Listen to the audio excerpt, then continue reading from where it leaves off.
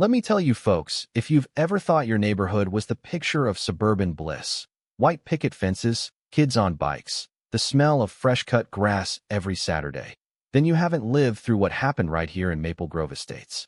On paper, it looked perfect. 32 homes spread across rolling hills outside Atlanta, manicured lawns, American flags flapping like they were saluting the American dream itself. Everyone waved. Everyone smiled. Everyone pretended the rules were just for the greater good.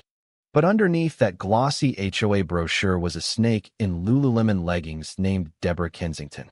We called her Deb the dictator behind her back, and trust me, she earned every syllable. My buddy Jack Harlan was the last guy anyone expected to end up in her crosshairs. Jack was 54, retired after 25 years teaching high school shop, and the kind of man who fixed your lawnmower for free if you asked nice.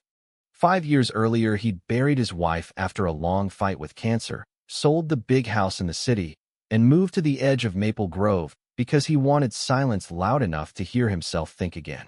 His cabin sat on 2 acres that had been in his family since the 1970s. Dirt road, old oak trees, a shed he built himself with his own 2 hands.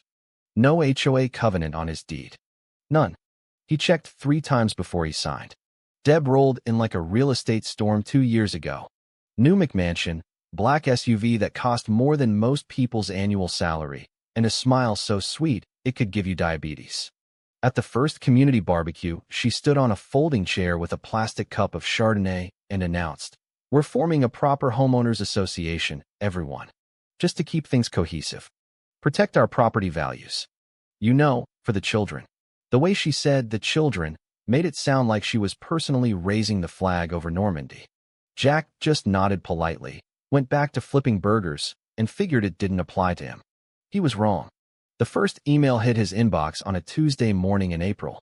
Subject line: "Welcome to Maple Grove Standards Alignment." Deb's tone was all honey. "Hi, Jack. As a valued neighbor, we'd love for you to review our new guidelines. Nothing mandatory, of course, yet. Just thinking about curb appeal." Jack read it twice, chuckled, and replied, "Thanks, Deb, but my property predates the development. I'm not in the HOA." Her reply came in under 4 minutes. These things usually sort themselves out over time. Smiling face with smiling eyes, that little smiley face felt like a middle finger wearing lipstick. Then the county letter started. First one was about possible zoning concerns. Vague. No specifics. Just a polite request for someone to swing by. Jack shrugged it off, probably a mix-up. The inspector showed up the next week, clipboard in hand, apologetic as hell. Walked the whole property, checked the shed Jack had permitted in 2018, the solar panels he'd installed himself, even the old truck parked in the side yard. "You're good, Mr. Harlan," the guy said. Someone must have misread the address. Jack offered him coffee. They talked about the Braves for 10 minutes. 2 days later, another letter arrived. Different department, same language. Concern raised regarding accessory structures. Jack felt the first tiny knot in his stomach. He drove over to Deb's house that evening. First time he'd ever done that, and knocked politely. She opened the door in yoga pants and a hoodie that said, "Boss Babe, hair perfect even at 7 p.m. "Jack, so nice to see you. Everything okay?" He kept his voice even. "Deb, the county keeps sending people to my place. You wouldn't know anything about that, would you?" She tilted her head like a confused golden retriever. "Oh, honey, I just forward concerns when I hear them. We all want the neighborhood safe, right? Your shed is a little rustic, but I'm sure it'll get sorted." The way she said rustic made it sound like a disease. Jack smiled the way you smile at a rattlesnake wearing pearls, thanked her, and left. That night, he started a folder. Printed every email. Every letter. Timestamped them. He didn't know why yet. He just knew something felt wrong, like when you hear a floorboard creak in an empty house. Over the next month, the visits stacked up. Environmental, fire safety, even a noise complaint because Jack played Johnny Cash at 9 p.m. with the windows open. Each inspector left shaking their head. "Nothing here, sir." But the paperwork kept piling. Jack's mailbox started getting final notices for things that had never been violations before. He still didn't yell. He just watched. And he waited. You could feel the neighborhood shift. Old-timers stopped waving as freely. New folks started trimming hedges with military precision.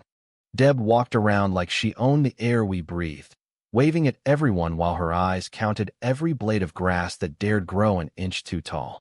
Jack told me later he almost confronted her again at the July HOA meeting. Almost.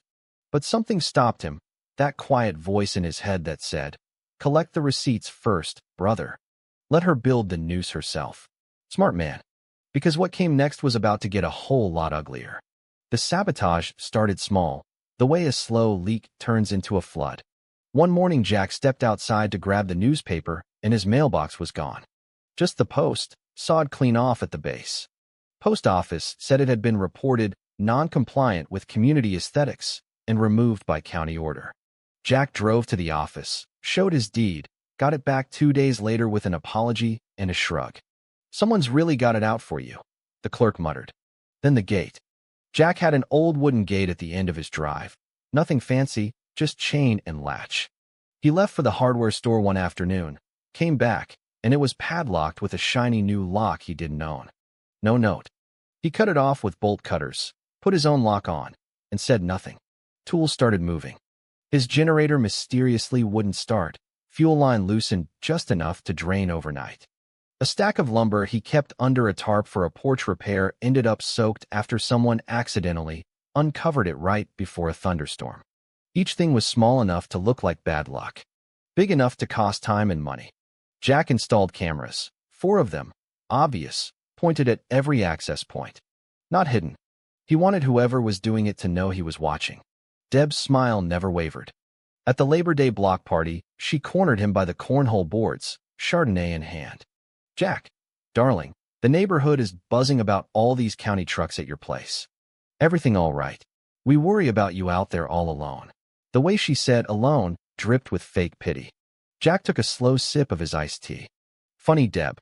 I was thinking the same thing about all the complaints magically appearing right after you became president. Must be exhausting keeping track of everyone's sheds."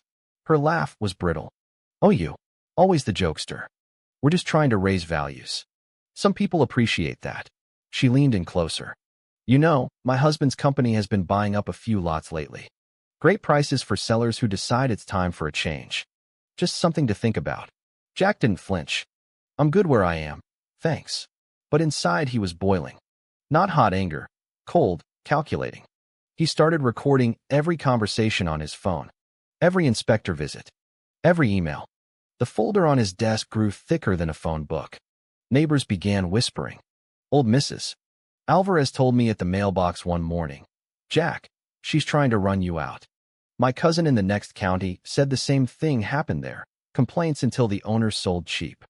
The police call started in September. First was a welfare check at 11 p.m. because someone heard yelling. Jack was alone watching Netflix. Deputies were polite, left after 5 minutes. Second call 2 weeks later. Disturbance, possible domestic. Again, Jack was alone. Again, they left shaking their heads. But each call added a report. Each report made the next one more serious. Jack kept his cool in public. In private, he was exhausted. He told me one night over a beer on his porch, "I feel like I'm being buried under paper, man. Every day, another envelope, another truck, another concern. And she just smiles like she's doing me a favor." His hands shook a little when he said it. That was the first time I saw real fear in his eyes, not of her, but of what endless bureaucracy can do to a man who just wants to be left alone. Then came the morning that changed everything. October 12th, 6:47 a.m. Blue lights painted Jack's kitchen wall before the sirens even registered. He stepped onto the porch barefoot, coffee cup still in hand, and saw 2 cruisers and a sheriff's SUV idling at the end of his drive. The lead deputy got out slow, hand near his holster out of habit. "Mr. Harlan, we got a 911 call about a disturbance. Possible threat to neighbors." Jack's stomach dropped like a stone. Across the road, standing next to her black SUV like she was posing for a magazine spread, was Deb. Arms crossed. Sunglasses on even though the sun was barely up. Expression calm, almost bored. Like she was supervising a minor inconvenience. The deputy asked the usual questions. Jack answered calm as still water. No, he hadn't yelled. No, no one else was home. No, he didn't own a gun that was out. The deputy nodded, clearly uncomfortable. We have to follow up on these calls, sir. Sorry for the hassle. They left 20 minutes later. But the damage was done. Jack watched Deb's SUV pull away slow, like she was savoring the moment. That night, he sat at his kitchen table and spread every single piece of paper he had collected. Emails, county notices, police reports, camera footage of someone tampering with his gate at 2 a.m. He was done being patient. He needed proof that could end this. While digging through an old filing box from when he bought the cabin, his fingers brushed something thick and yellowed. An original survey from 1974. The paper smelled like history. He unfolded it carefully. The boundary lines didn't stop at his fence. They ran along the creek, up the ridge, and, most importantly, straight through half the land the new development sat on.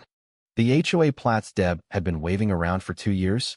They assumed ownership that had never been legally transferred. Jack's hands went cold. He pulled up county GIS maps on his laptop. Side by side with the old survey, the truth hit like a freight train. The entire southern section of Maple Grove Estates, including Deb's own McMansion, sat on land that had never been severed into HOA covenants. It was all use rights, not ownership, and someone had been pretending otherwise for years. He didn't sleep. At 8 a.m., he called the county records office and asked the most boring question he could think of. The clerk pulled the files. There was a long pause on the line. Mr. Harlan, this parcel was never fully subdivided the way the HOA filings claim. The original owner retained certain rights. Your deed is clean. Theirs isn't. Jack thanked her, hung up, and stared at the wall for a full minute. Then he smiled for the first time in months. Not a happy smile. A predator's smile. He called a local land use attorney, the guy who worked out of an office above the hardware store, and answered his own phone. 2 days later, they sat across a cluttered desk. The attorney read everything, compared maps, and finally leaned back. Well, Jack, this isn't just a mistake. This is fraud adjacent. They've been collecting dues and issuing fines on land they don't control. And I think your friend Deb knew exactly what she was doing. Her husband's company tried to buy your parcel cheap 3 years ago, right before she pushed the HOA through. Jack didn't explode. He just nodded. So what now? The attorney grinned. Now we write a letter that's going to make her yoga pants catch fire. The letter went out certified mail the following Monday. Calm, professional, devastating. It laid out every violation of assumed authority, every false complaint, every illegal inspection. Copies went to the HOA board, the county, the state real estate commission, and, just for fun, Deb's husband's development company. No threats. Just facts and a polite request to cease all activity regarding Jack's property within 10 days or face formal complaints. The neighborhood felt the shift immediately. County inspectors stopped showing up. The police department quietly updated their notes. HOA calls from this address require verification. Deb's email stopped cold. For the first time in months, Jack's mailbox stayed where it belonged. But Deb wasn't done. She called an emergency HOA meeting for that Friday night at the clubhouse.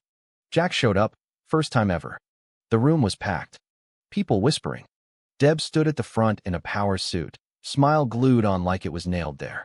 There seems to be some confusion about boundaries, she began, voice syrupy. We're all on the same team here. Jack, honey, maybe we can talk privately after? Jack stood up slow. Actually, Deb, I think everyone should hear this. He slid copies of the attorney's letter across the table. The room went dead quiet while people read. You could hear hearts dropping. Deb's face went the color of old oatmeal. This is a misunderstanding. Our attorney will handle it.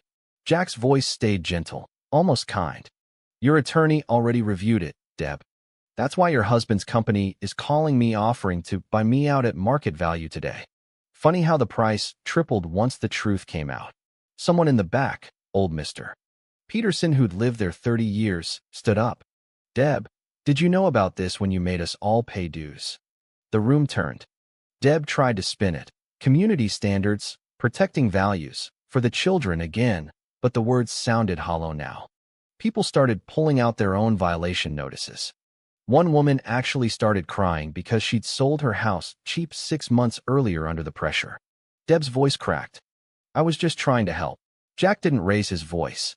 He just said, help usually doesn't involve calling the cops on a man drinking coffee in his own kitchen. The meeting ended early. Deb left without saying goodbye. Her SUV peeled out of the parking lot so fast the tires squealed. The next 30 days were beautiful chaos. The county issued a formal correction notice that ripped the HOA's authority to shreds. Dues were refunded. Fines voided. The state real estate board opened an investigation into Deb's husband's company for misrepresentation of covenants. Deb resigned quietly. No announcement, no farewell potluck. One morning her McMansion had a for sale sign. 2 weeks later the moving truck came. Neighbors stood on their lawns and watched like it was the 4th of July parade. No one waved. Jack went back to his porch. The cameras came down. The folder went into a drawer. He told me the last time we shared a beer. I never wanted to destroy her, man. I just wanted to be left alone. Turns out sometimes the strongest move is standing still long enough for the truth to do the heavy lifting. Maple Grove went back to what it was always meant to be: quiet, respectful, a little messy around the edges. People started leaving their gates open again. The county trucks stopped rolling through like patrol cars. And every now and then, when someone new moves in and starts talking about forming a committee, the old-timers just smile and say, maybe check the surveys first. Deb's house sold to a nice retired couple from Florida. They planted wildflowers in the front yard. Jack helped them with the landscaping. No one ever mentioned the old president again. So yeah, folks, that's the story of how one man with a stack of paper and a whole lot of patience brought down a suburban tyrant. If you've ever dealt with an HOA Karen, a power-tripping neighbor, or a system that tried to bury you in red tape, drop your own stories in the comments. Did she cross the line, or was she just using the system the way it's designed? Argue it out. Share the receipts. And if you want more real neighborhood nightmares where the little guy wins without ever raising his voice, well, you know what to do. Hit subscribe. Because sometimes the sweetest revenge isn't loud. It's just the truth finally getting its day in the sun. See you in the next one, neighbors. Stay calm, stay documented, and never underestimate dusty old paper.